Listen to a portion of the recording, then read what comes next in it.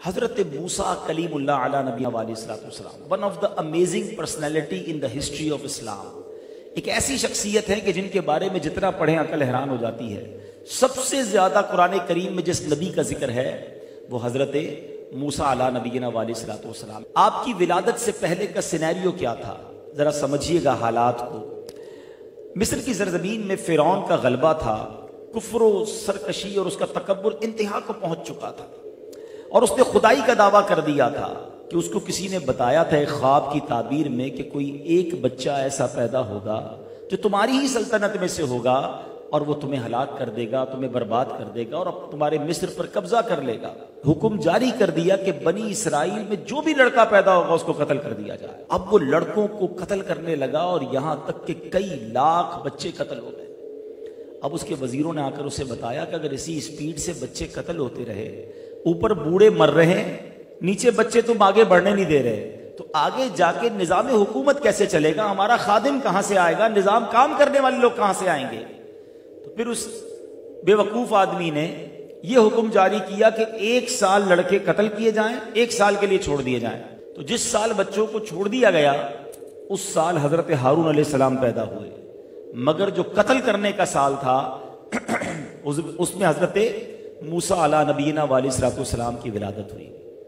وہ کہتے ہیں نا، ہم سنتے ہیں جسے اللہ رکھے اسے کون چکھے۔ آپ کی والدہ کا نام تھا یوحانز اور آپ لاوی بن یعقوب کی نسل سے تھی۔ اللہ کریم نے خواب میں یا فرشتے کے ذریعے ان کے دل میں یہ الہام ڈال دیا کہ حضرت موسیٰ علیہ السلام کو تم دودھ پلاؤ، اگر ہمسایوں کو پتہ چل جائے اور وہ شکایت کریں فرعون کی طرف تو بے فکر ہو کر حضرت موسیٰ کو اپنے بیٹے کو دریائے نیل میں ڈال دینا، اور ہم اس کی جدائی کا غم نہ کرنا، ہم تمہارا بیٹا تمہاری طرف لوٹا دیں گے۔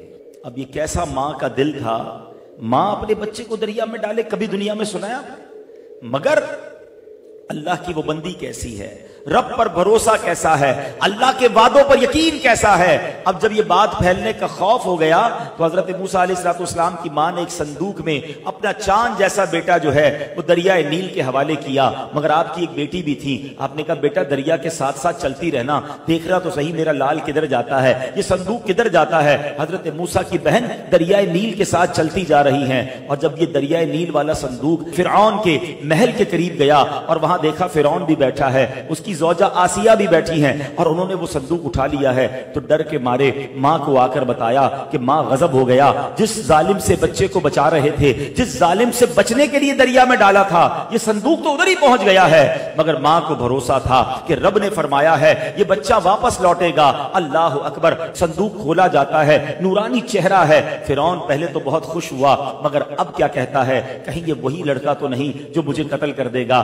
ارے یہ بھی تو چھوٹا بچہ ہے، یہ سال تو بچوں کے قتل کرنے کا ہے۔ اللہ اکبر، حضرت آسیہ جو فرعون کی زوجہ ضرور ہیں مگر اللہ والی ہیں، انبیاء کی نسل میں سے ہیں، فرعون کبھی انہیں چھو نہ سکا تھا۔ حضرت آسیہ کیا کہتی ہیں، دیکھو تو صحیح کتنا نورانی چہرہ ہے، اور یہ تو سال سے بڑا لگتا ہے، تم نے تو اس سال والے بچوں کو قتل کرنے کا کہا ہے نا۔ حضرت موسیٰ کی گروتھ بڑی اچھی تھی، آپ کی ہائٹ بڑی اچھی تھی، اور اب وہ کہتی ہیں یہ بچہ ہماری آنکھوں کا نور بنے گا۔ بہرحال فرعون کو کسی طرح اس نے راضی کر لیا، مگر یہ تو بچے کے دودھ پینے کی عمر ہے نا۔ اب بچے کو دودھ پلانے کے لیے آیا لائی گئیں، خواتین لائی گئیں، وہ کسی کا دودھ نہ پیے اور وہ رونا دھونا مچا رہے تھے۔ حضرت موسیٰ کے پاس ان کی بہن پہنچ گئیں اور وہ جا کے فرعون سے کہتی ہیں ایک خاتون کو میں جانتی ہوں، وہ بڑی پاکیزہ خاتون ہے اور مجھے امید ہے یہ بچہ ان کا دودھ پی لے گا۔ اب فرعون نے کہا کسی طرح کوئی ایسی عورت لاؤ جس کا یہ بچہ دودھ پیے۔ اللہ اکبر، اب وہ بہن دوڑتی ہوئی ماں کے پاس آئیں کہ ماں چلو اپنا کام ہو گیا ہے، فرعون کے محل میں چلو، اب تمہیں اپنے بچے کو ہی دودھ پلانا ہے۔ اللہ اکبر، وہ ماں جب فرعون کے محل میں جاتی ہے، جیسے ہی حضرت موسیٰ نے اپنی ماں کو دیکھا، اپنی ماں کی خوشبو پائی، وہ خاموش ہو گئے۔ فرعون تھا بڑا شاطر، کہتا یہ بتاؤ اس بچے سے تمہارا کیا رشتہ ہے، یہ تمہیں دیکھ کر خاموش کیوں ہو گیا ہے؟ اب یہ بات بڑی سینسٹیو ہو چکی تھی، مگر آپ کی والدہ کہتی ہیں میں ایک پاکیزہ خاتون ہوں، میرا دودھ بھی بڑا پاک ہے۔ جن بچوں کے اندر نفاست ہوتی ہے، جو بچے نیک فطرت ہوتے ہیں، وہ وہ میرا دودھ سکون سے پیتے ہیں۔ اللہ اکبر، حضرت موسیٰ اب پھر ماں کی گود میں آ گئے ہیں، اس محل میں ماں کی گود میں آئے ہیں جدھر سے ڈر تھا کہ قتل کر دیے جائیں گے۔ یہ ہے اللہ کی تدبیر۔ اور آگے سنو، جب ماں نے دودھ پلایا حضرت موسیٰ بڑے سکون میں آ گئے۔ تو اب کچھ دنوں کے بعد آپ کی والدہ کہتی ہیں اجازت ہو تو میں اپنے گھر لے جاؤں، ادھر ذرا صحیح اس کی پرورش کر لوں گی۔